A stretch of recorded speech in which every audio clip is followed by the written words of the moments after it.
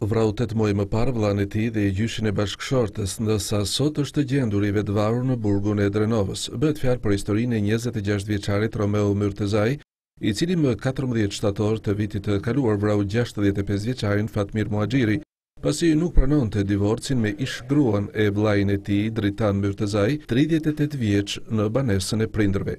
Sipas policisë së Korçës, 26 vjeçari u gjendi vetvarur me çarçafët e krevatit të tij nga gardianët e burgut të Drenovës, ku vuan të dënimin prej disa muajsh. Ende nuk dihen shkaqet që kanë detyruar 26 vjeçarin të marrë këtë akt fatal.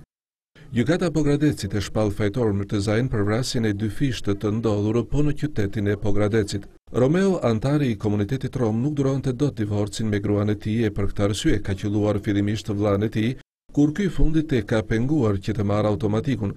Pasi ka vrarë të vëllain, Myrtezaj ka shkuar sërish në shtëpinë e nuses me qëllim për ta marrë atë, por sërish është kundërshtuar nga gjyshi i saj. Si pasojë, 26 vjeçari ka vrarë edhe atë. Në këtë ngjarje mbeti i plagosur edhe vetë autori me një plumë në këmbë, ndërsa prej kohësh ishte divorcuar nga bashkëshortja e tij.